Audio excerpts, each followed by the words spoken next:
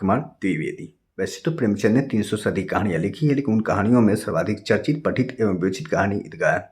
फिलहाल यह कहानी राष्ट्रीय पात्रता परीक्षा एवं केंद्रीय माध्यमिक शिक्षा बोर्ड पाठ्यक्रम में लगी हुई है। इस कहानी का सर्वप्रथम प्रकाशन चांद पत्रिका में 1933 ईस्वी में हुआ था। कहानीकार प्रेमचंद ने इस कहानी के माध्यम से यह बताना चाहा है कि एक अभावग्रस्त बालक कहीं अधिक विवेकशील, तर्कशील एवं संवेदनशील होते हैं बनिस्पत सुविधाभोगी बालकों से। आइए इस कहानी को सुनते हैं। ईदगाह। रमजान के पूरे 30 रोजों के बाद ईद आई है। कितना मनोहर, कितना सुहावना प्रभात है। वृक्षों पर अजीब हरियाली है, खेतों में कुछ अजीब रौनक है, आसमान पर कुछ अजीब लालिमा है। आज का सूर्य देखो, कितना प्यारा, कितना शीतल है, यानी संसार को ईद की बधाई दे रहा है। गांव में कितनी हलचल है। ईदगाह जाने की तैयारियां हो रही हैं। किसी के कुर्ते में बटन नहीं है, पड़ोस के घर में सुई तागा लेने दौड़ा जा रहा है। किसी के जूते कड़े हो गए हैं, उनमें तेल डालने के लिए तेली के घर पर भागा जाता है। जल्दी जल्दी बैलों को सानी पानी दे दें। ईदगाह से लौटते लौटते दोपहर हो जाएगी। 3 कोस का पैदल रास्ता, फिर सैकड़ों आदमियों से मिलना भेंटना। दोपहर के पहले लौटना असंभव है। लड़के सबसे ज्यादा प्रसन्न हैं। किसी ने एक रोजा रखा है, वह भी दोपहर तक, किसी ने वह भी नहीं, लेकिन ईदगाह जाने की खुशी उनके हिस्से की चीज है। रोजे बड़े बूढ़ों के लिए होंगे, इनके लिए तो ईद है। रोज ईद का नाम रखते थे, आज वह आ गई। अब जल्दी पड़ी है कि लोग ईदगाह क्यों नहीं चलते। इन्हें गृहस्थी की चिंताओं से क्या प्रयोजन। सेवैयों के लिए दूध और शक्कर घर में है या नहीं, इनकी बला से ये तो सेवैया खाएंगे। वह क्या जाने कि अब्बाजान क्यों बदहवास चौधरी कायम अली के घर दौड़े जा रहे हैं। उन्हें क्या खबर कि चौधरी आज आंखें बदल लें तो यह सारी ईद मुहर्रम हो जाए। उनकी अपनी जेबों में तो कुबेर का धन भरा हुआ है। बार बार जेब से अपना खजाना निकालकर गिनते हैं और खुश होकर फिर रख लेते हैं। महमूद गिनता है, 1 2 10 12, उसके पास 12 पैसे हैं। मोहसिन के पास 1 2 3 8 9 15 पैसे हैं। इन्हीं अनगिनती पैसों में अनगिनती चीजें लाएंगे, खिलौने, मिठाइयाँ, बिगुल, गेंद और जाने क्या क्या। और सबसे ज्यादा प्रसन्न है हामिद। वह 4-5 साल का गरीब सूरत, दुबला-पतला लड़का, जिसका बाप गत वर्ष हैजे की भेंट हो गया और मां न जाने क्यों पीली होती होती एक दिन मर गई। किसी को पता न चला क्या बीमारी है। कहती तो कौन सुनने वाला था। दिल पर जो कुछ बीतती थी वह दिल में ही सहती थी और जब न सहा गया तो संसार से विदा हो गई। अब हामिद अपनी बूढ़ी दादी अमीना की गोद में सोता है और उतना ही प्रसन्न है। उसके अब्बाजान रुपए कमाने गए हैं। बहुत सी थैलियां लेकर आएंगे। अम्मी जान अल्लाह मियाँ के घर से उसके लिए बड़ी अच्छी अच्छी चीजें लाने गई हैं, इसलिए हामिद प्रसन्न है। आशा तो बड़ी चीज है, और फिर बच्चों की आशा। उनकी कल्पना तो राई का पर्वत बना लेती है। हामिद के पाँव में जूते नहीं हैं, सिर पर एक पुरानी धुरानी टोपी है, जिसका गोटा काला पड़ गया है, फिर भी वह प्रसन्न है। जब उसके अब्बाजान थैलियां और अम्मी जान नियामतें लेकर आएगी, तो वह दिल के अरमान निकाल लेगा। तब देखेगा महमूद, मोहसिन, नूरे और सम्मी कहाँ से उतने पैसे निकालेंगे। अभागिन अमीना अपनी कोठरी में बैठी रो रही है। आज ईद का दिन, उसके घर में दाना नहीं। आज आबिद होता तो क्या इसी तरह ईद आती और चली जाती। इस अंधकार और निराशा में वह डूबी जा रही है। किसने बुलाया था इस निगोड़ी ईद को। इस घर में उसका काम नहीं, लेकिन हामिद, उसे किसी के मरने जीने से क्या मतलब। उसके अंदर प्रकाश है, बाहर आशा। विपत्ति अपना सारा दलबल लेकर आए, हामिद की आनंद भरी चितवन उसका विध्वंस कर देगी। हामिद भीतर जाकर दादी से कहता है, तुम डरना नहीं अम्मा, मैं सबसे पहले आऊंगा। बिल्कुल न डरना। अमीना का दिल कचोट रहा है। गांव के बच्चे अपने अपने बाप के साथ जा रहे हैं। हामिद का बाप अमीना के सिवा और कौन है। उसे कैसे अकेले मेले जाने दे। उस भीड़ भाड़ से बच्चा कहीं खो जाए तो क्या हो। नहीं, अमीना उसे यूं न जाने देगी। नन्ही सी जान, 3 कोस चलेगा कैसे। पैर में छाले पड़ जाएंगे। जूते भी तो नहीं हैं। वह थोड़ी थोड़ी दूर पर उसे गोद में ले लेगी, लेकिन यहाँ सेवैया कौन पकाएगा। पैसे होते तो लौटते लौटते सब सामग्री जमा करके चटपट बना लेती। यहाँ तो घंटों चीजें जमा करते लगेंगे। मांगे ही का तो भरोसा ठहरा। उस दिन फहीमन के कपड़े सिले थे। 8 आने पैसे मिले थे। उस अठन्नी को ईमान की तरह बचाती चली आती थी इसी ईद के लिए, लेकिन कल ग्वालन सिर पर सवार हो गई तो क्या करती। हामिद के लिए कुछ नहीं है तो 2 पैसे का दूध तो चाहिए ही। अब तो कुल 2 आने पैसे बच रहे हैं। 3 पैसे हामिद की जेब में, 5 अमीना के बटुए में। यही तो बिसात है और ईद का त्योहार, अल्लाह ही बेड़ा पार लगाए। धोबन और नाइन और मेहतरानी और चूड़ीहारिन सभी तो आएगी। सभी को सेवैया चाहिए और थोड़ा किसी को आंखों नहीं लगता। किस किस से मुंह चुराएगी? और मुंह क्यों चुराए? साल भर का त्योहार है।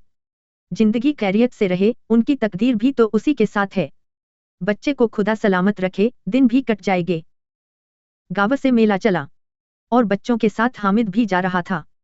कभी सबके सब दौड़कर आगे निकल जाते, फिर किसी पेड़ के नीचे खड़े होकर साथ वालों का इंतजार करते। यह लोग क्यों इतना धीरे धीरे चल रहे हैं? हामिद के पैरों में तो जैसे पर लग गए हैं। वह कभी थक सकता है। शहर का दामन आ गया। सड़क के दोनों ओर अमीरों के बगीचे हैं। पक्की चारदीवारी बनी हुई है। पेड़ों में आम और लीचियां लगी हुई हैं। कभी कभी कोई लड़का कंकड़ी उठाकर आम पर निशान लगाता है। माली अंदर से गाली देता हुआ निकलता है। लड़के वहां से एक फरलांग पर हैं। खूब हंस रहे हैं। माली को कैसा उल्लू बनाया है। बड़ी बड़ी इमारतें आने लगीं। यह अदालत है, यह कॉलेज है, यह क्लबग्र है। इतने बड़े कॉलेज में कितने लड़के पढ़ते होंगे? सब लड़के नहीं हैं जी, बड़े बड़े आदमी हैं। सच, उनकी बड़ी बड़ी मूछें हैं। इतने बड़े हो गए, अभी तक पढ़ने जाते हैं। न जाने कब तक पढ़ेंगे और क्या करेंगे इतना पढ़कर। हामिद के मदरसे में 2-3 बड़े बड़े लड़के हैं, बिल्कुल 3 कौड़ी के। रोज मार खाते हैं, काम से जी चुराने वाले। इस जगह भी उसी तरह के लोग होंगे और क्या? क्लबग्र में जादू होता है। सुना है यहाँ मुर्दों की खोपड़ियां दौड़ती हैं और बड़े बड़े तमाशे होते हैं, पर किसी को अंदर नहीं जाने देते। और वहाँ शाम को साहब लोग खेलते हैं। बड़े बड़े आदमी खेलते हैं, मूंछों दाढ़ी वाले। और मैं भी खेलती हैं। सच, हमारी अम्मा को वह दे दो, क्या नाम है, बैर, तो उसे पकड़ ही न सकें, घुमाते ही लुढ़क जाए। महमूद ने कहा, हमारी अम्मीजान का तो हाथ कांपने लगे, अल्लाह कसम। मोहसिन बोला, चलो मनो आटा पीस डालती हैं। जरा सा बैट पकड़ लेंगी तो हाथ कांपने लगेंगे। सैकड़ों घड़े पानी रोज निकालती हैं। 5 घड़े तो तेरी भैंस पी जाती है। किसी मेम को 1 घड़ा पानी भरना पड़े तो आंखों तले अंधेरा आ जाए। महमूद, लेकिन दौड़ती तो नहीं, उछलकूद तो नहीं सकती।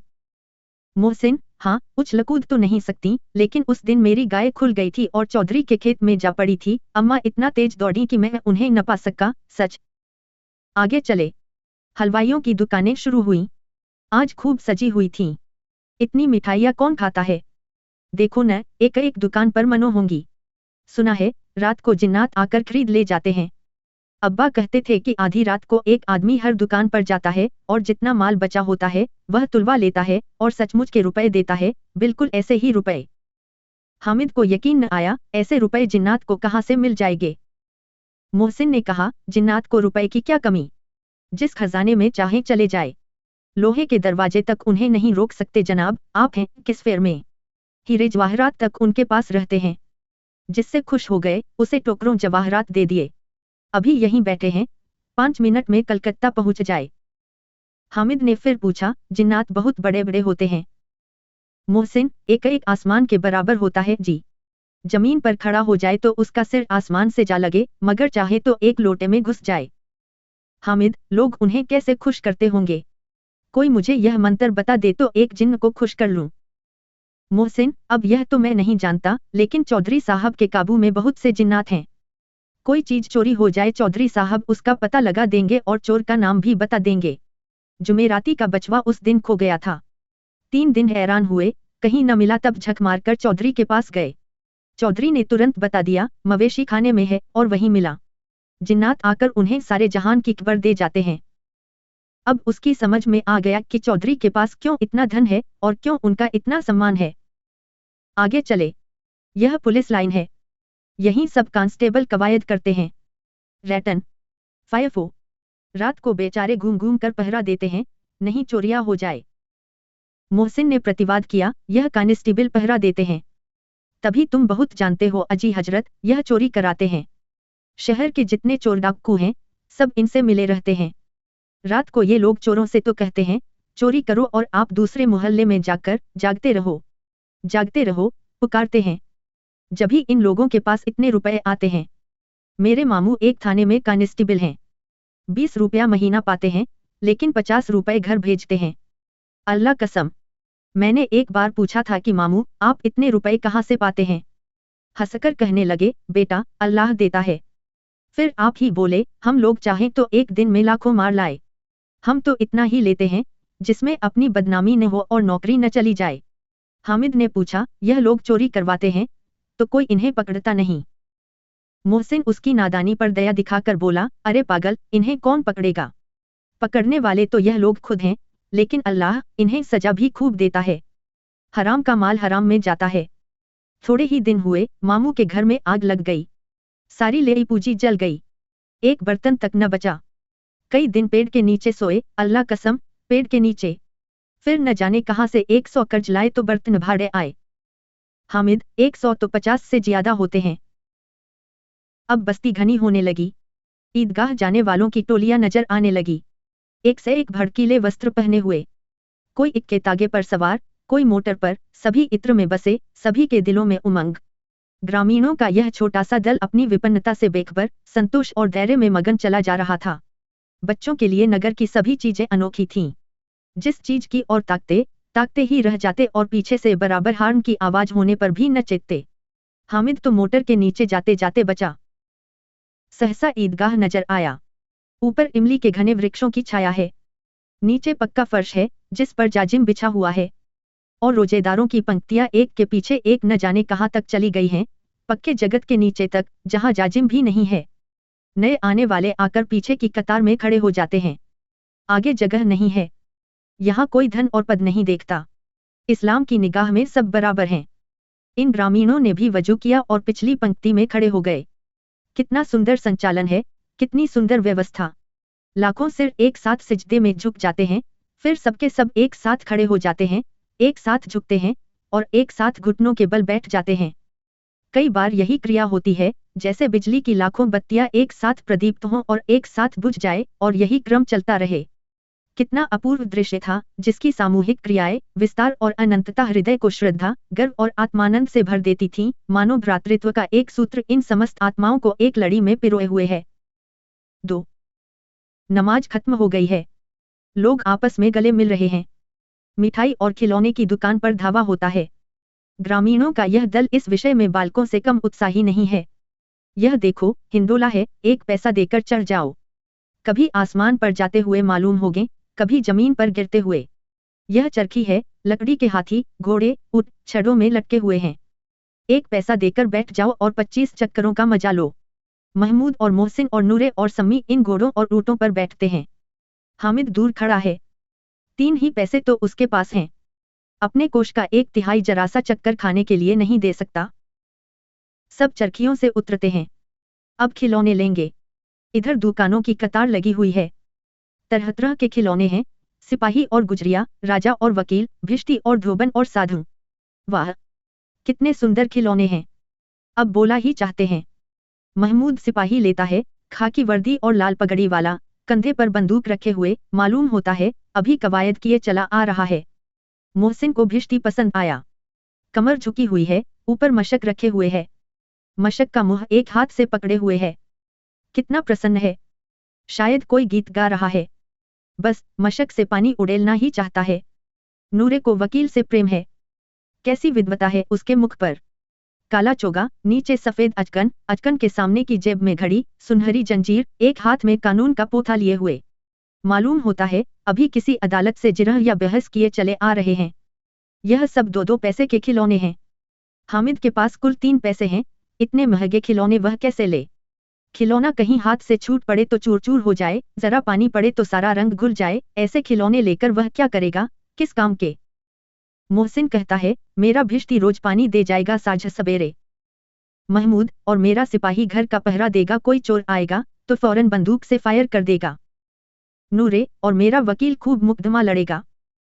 सम्मी और मेरी धोबन रोज कपड़े धोएगी।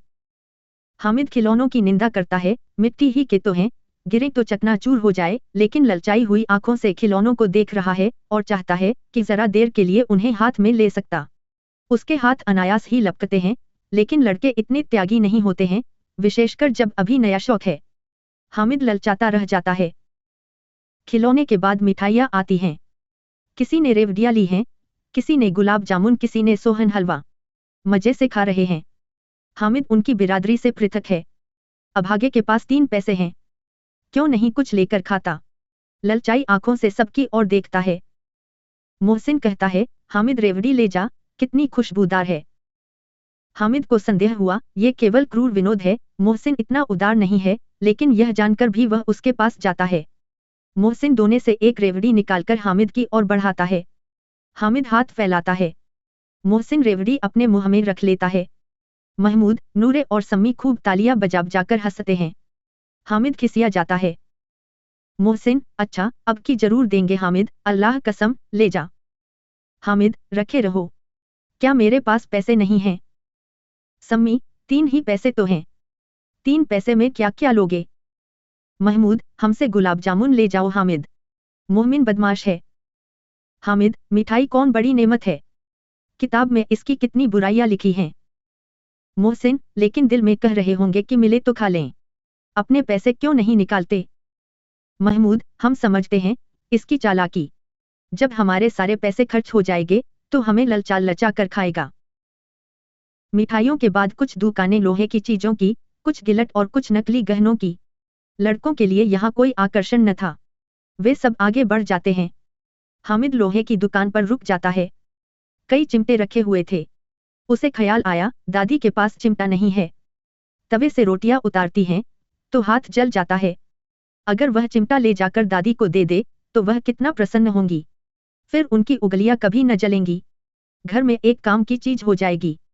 खिलौने से क्या फायदा, व्यर्थ में पैसे खराब होते हैं। जरा देर ही तो खुशी होती है, फिर तो खिलौने को कोई आंख उठाकर नहीं देखता, या तो घर पहुंचते पहुंचते टूट फूट बराबर हो जाएंगे। चिमटा कितने काम की चीज है। रोटियां तवे से उतार लो, चूल्हे में सेंक लो। कोई आग मांगने आए तो चटपट चूल्हे से आग निकालकर उसे दे दो। अम्मा बेचारी को कहाँ फुर्सत है कि बाजार आए और इतने पैसे ही कहाँ मिलते हैं। रोज हाथ जला लेती हैं। हामिद के साथी आगे बढ़ गए हैं। सबील पर सबके सब शरबत पी रहे हैं। देखो, सब कितने लालची हैं। इतनी मिठाइयाँ ली, मुझे किसी ने एक भी न दी। उस पर कहते हैं, मेरे साथ खेलो, मेरा यह काम करो। अब अगर किसी ने कोई काम करने को कहा तो पूछूंगा।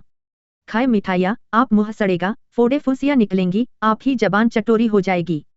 तब घर से पैसे चुराएंगे और मार खाएंगे। किताब में झूठी बातें थोड़े ही लिखी हैं। मेरी जबान क्यों खराब होगी। अम्मा चिमटा देखते ही दौड़कर मेरे हाथ से ले लेंगी और कहेंगी, मेरा बच्चा अम्मा के लिए चिमटा लाया है। हजारों दुआएं देंगी। फिर पड़ोस की औरतों को दिखाएगी। सारे गांव में चर्चा होने लगेगी, हामिद चिमटा लाया है, कितना अच्छा लड़का है। इन लोगों के खिलौनों पर कौन इन्हें दुआएं देगा। बड़ों की दुआएं सीधे अल्लाह के दरबार में पहुंचती हैं और तुरंत सुनी जाती हैं। मेरे पास पैसे नहीं हैं। तभी तो मोहसिन और महमूद यूं मिजाज दिखाते हैं। मैं भी इनसे मिजाज दिखाऊंगा। खेलें खिलौने और खाए मिठाइयाँ। मैं नहीं खेलता खिलौने, किसी का मिजाज क्यों सहूं। मैं गरीब सही, किसी से कुछ मांगने तो नहीं जाता। आखिर अब्बाजान कभी न कभी आएंगे, अम्मा भी आएगी ही। फिर इन लोगों से पूछूंगा, कितने खिलौने लोगे। एक एक को टोकरियों खिलौने दूं और दिखा दूं कि दोस्तों के साथ इस तरह का सलूक किया जाता है। यह नहीं कि 1 पैसे की रेवड़ियां लीं तो चिढ़ा कर खाने लगे। सबके सब हंसेंगे कि हामिद ने चिमटा लिया है। हंसें मेरी बला से। उसने दुकानदार से पूछा, यह चिमटा कितने का है। दुकानदार ने उसकी ओर देखा और कोई आदमी साथ न देखकर कहा, तुम्हारे काम का नहीं है जी। हामिद का दिल बैठ गया। हामिद ने कलेजा मजबूत करके कहा, 3 पैसे लोगे। यह कहता हुआ वह आगे बढ़ गया कि दुकानदार की घुड़कियां न सुने। लेकिन दुकानदार ने घुड़कियां नहीं दी, बुलाकर चिमटा दे दिया। हामिद ने उसे इस तरह कंधे पर रखा मानो बंदूक है और शान से अकड़ता हुआ संगियों के पास आया। जरा सुने, सबके सब क्या क्या आलोचनाएं करते हैं। मोहसिन ने हंसकर कहा, यह चिमटा क्यों लाया पगले, इसे क्या करेगा।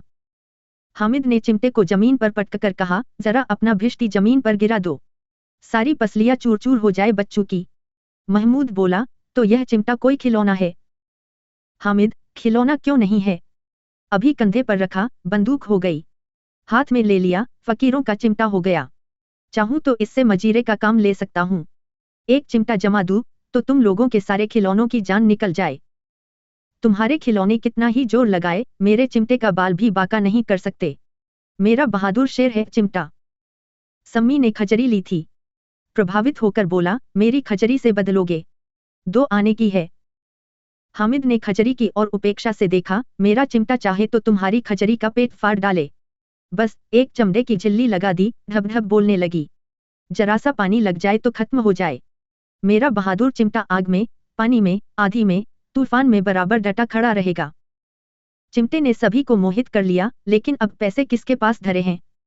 फिर मेले से दूर निकल आए हैं, 9 कब के बज गए, धूप तेज हो रही है।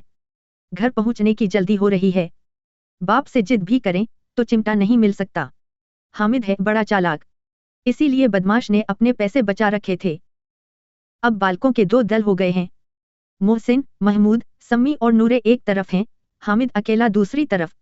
शास्त्रार्थ हो रहा है। सम्मी तो विधर्मी हो गया, दूसरे पक्ष से जा मिला, लेकिन मोहसिन, महमूद और नूरे भी हामिद से 1-1, 2-2 साल बड़े होने पर भी हामिद के आघातों से आतंकित हो उठे हैं। उसके पास न्याय का बल है और नीति की शक्ति। एक और मिट्टी है, दूसरी और लोहा, जो इस वक्त अपने को फौलाद कह रहा है। वह अजय है, घातक है।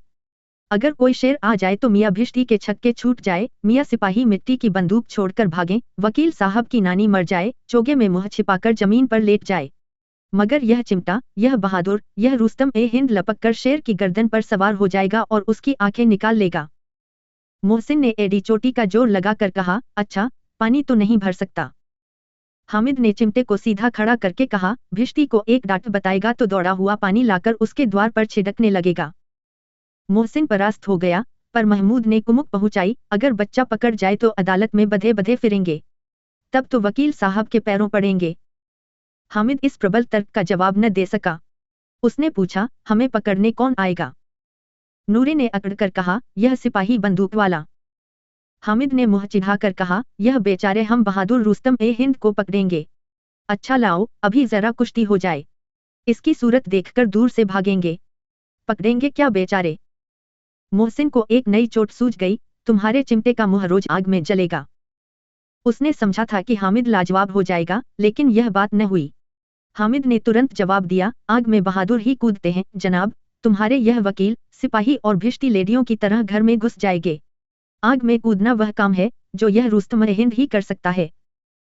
महमूद ने एक जोर लगाया, वकील साहब कुर्सी मेज पर बैठेंगे, तुम्हारा चिमटा तो बावरची खाने में जमीन पर पड़ा रहेगा। इस तर्क ने सम्मी और नूरे को भी सजीव कर दिया। कितने ठिकाने की बात कही है पट्टे ने। चिमटा बावरची खाने में पड़ा रहने के सिवा और क्या कर सकता है? हामिद को कोई फड़कता हुआ जवाब न सूझा, तो उसने धाधली शुरू की, मेरा चिमटा बावरची खाने में नहीं रहेगा। वकील साहब कुर्सी पर बैठेंगे तो जाकर उन्हें जमीन पर पटक देगा और उनका कानून उनके पेट में डाल देगा। बात कुछ बनी नहीं। खासी गालगलौज थी, लेकिन कानून को पेट में डालने वाली बात छा गई। ऐसी छा गई कि तीनों सूरमा मुंह ताकते रह गए, मानो कोई देलचा कनकौआ किसी गंडे वाले कनकौए को काट गया हो। कानून मुंह से बाहर निकलने वाली चीज है। उसको पेट के अंदर डाल दिया जाना बेतुकी सी बात होने पर भी कुछ नयापन रखती है। हामिद ने मैदान मार लिया। उसका चिमटा रुस्तम ए हिंद है। अब इसमें मोहसिन, महमूद, नूरे, सम्मी किसी को भी आपत्ति नहीं हो सकती। विजेता को हारने वालों से जो सत्कार मिलना स्वाभाविक है, वह हामिद को भी मिला। औरों ने 3-3, 4-4 आने पैसे खर्च किए, पर कोई काम की चीज न ले सके। हामिद ने 3 पैसे में रंग जमा लिया। सच ही तो है, खिलौनों का क्या भरोसा, टूट फूट जाएंगे। हामिद का चिमटा तो बना रहेगा बरसों। संधि की शर्तें तय होने लगीं। मोहसिन ने कहा, जरा अपना चिमटा दो, हम भी देखें। तुम हमारा भिष्टी लेकर देखो। महमूद और नूरे ने भी अपने अपने खिलौने पेश किए। हामिद को इन शर्तों को मानने में कोई आपत्ति न थी। चिमटा बारी बारी से सबके हाथ में गया और उनके खिलौने बारी बारी से हामिद के हाथ में आए। कितने खूबसूरत खिलौने हैं। हामिद ने हारने वालों के आंसू पोंछे, मैं तुम्हें चिढ़ा रहा था, सच। यह चिमटा भला इन खिलौनों की क्या बराबरी करेगा, मालूम होता है। अब बोले, अब बोले। लेकिन मोहसिन की पार्टी को इस दिलासे से संतोष नहीं होता। चिमटे का सिक्का खूब बैठ गया है। चिपका हुआ टिकट अब पानी से नहीं छूट रहा है। मोहसिन, लेकिन इन खिलौनों के लिए कोई हमें दुआ तो न देगा? महमूद, दुआ को लिए फिरते हो, उल्टे मार न पड़े। अम्मा जरूर कहेंगी कि मेले में यही मिट्टी के खिलौने मिले। हामिद को स्वीकार करना पड़ा कि खिलौनों को देखकर किसी की माँ इतनी खुश न होंगी जितनी दादी चिमटे को देखकर होंगी। 3 पैसों ही में तो उसे सब कुछ करना था और उन पैसों के इस उपयोग पर पछतावे की बिल्कुल जरूरत न थी। फिर अब तो चिमटा रुस्तम हिंद है और सभी खिलौनों का बादशाह। रास्ते में महमूद को भूख लगी। उसके बाप ने केले खाने को दिए। महमूद ने केवल हामिद को साझी बनाया। उसके अन्य मित्र मुँह ताकते रह गए। यह उस चिमटे का प्रसाद था। 3:11 बजे गांव में हलचल मच गई। मेले वाले आ गए। मोहसिन की छोटी बहन ने दौड़कर भिश्ती उसके हाथ से छीन लिया और मारे खुशी के जा उछली तो मियाँ भिश्ती नीचे आ रहे और सुरलोक सिधारे। इस पर भाई बहन में मारपीट हुई। दोनों खूब रोए। उनकी अम्मा यह शोर सुनकर बिगड़ी और दोनों को ऊपर से दो दो चाटे और लगाए। मियाँ नूरे के वकील का अंत उनके प्रतिष्ठानुकूल इससे ज्यादा गौरवमय हुआ। वकील जमीन पर या ताक पर तो नहीं बैठ सकता। उसकी मर्यादा का विचार तो करना ही होगा। दीवार में खूंटियां गाड़ी गई। उन पर लकड़ी का एक पटरा रखा गया। पटरे पर कागज का कालीन बिछाया गया। वकील साहब राजा भोज की भांति सिंहासन पर विराजे। नूरे ने उन्हें पंखा झलना शुरू किया। अदालतों में खस की टट्टियां और बिजली के पंखे रहते हैं, क्या यहाँ मामूली पंखा भी न हो? कानून की गर्मी दिमाग पर चढ़ जाएगी कि नहीं? बास का पंखा आया और नूरे हवा करने लगे। मालूम नहीं पंखे की हवा से या पंखे की चोट से वकील साहब स्वर्गलोक से मृत्युलोक में आ रहे और उनका माटी का चोला माटी में मिल गया। फिर बड़े जोर शोर से मातम हुआ और वकील साहब की अस्थि घूर पर डाल दी गई। अब रहा महमूद का सिपाही। उसे चटपट गांव का पहरा देने का चार्ज मिल गया, लेकिन पुलिस का सिपाही कोई साधारण व्यक्ति तो नहीं जो अपने पैरों चले। वह पालकी पर चलेगा। एक टोकरी आई, उसमें कुछ लाल रंग के फटे पुराने चिथड़े बिछाए गए जिसमें सिपाही साहब आराम से लेटे। नूरे ने यह टोकरी उठाई और अपने द्वार का चक्कर लगाने लगे। उनके दोनों छोटे भाई सिपाही की तरफ से छूने वाले जागते लहो पुकारते चलते हैं। मगर रात तो अंधेरी ही होनी चाहिए, महमूद को ठोकर लग जाती है। टोकरी उसके हाथ से छूटकर गिर पड़ती है और मियाँ सिपाही अपनी बंदूक लिए जमीन पर आ जाते हैं और उनकी एक टांग में विकार आ जाता है। महमूद को आज ज्ञात हुआ कि वह अच्छा डॉक्टर है। अच्छा डॉक्टर है। उसको ऐसा मरहम मिल गया है जिससे वह टूटी टांग को आन फानन जोड़ सकता है। केवल गूलर का दूध चाहिए। गूलर का दूध आता है, टांग जोड़ दी जाती है, लेकिन सिपाही को ज्यों ही खड़ा किया जाता है टांग जवाब दे देती है। शल्यक्रिया असफल हुई तब उसकी दूसरी टांग भी तोड़ दी जाती है। अब कम से कम एक जगह आराम से बैठ तो सकता है। एक टांग से तो न चल सकता था न बैठ सकता था। अब वह सिपाही सन्यासी हो गया है। अपनी जगह पर बैठा बैठा पहरा देता है। कभी कभी देवता भी बन जाता है।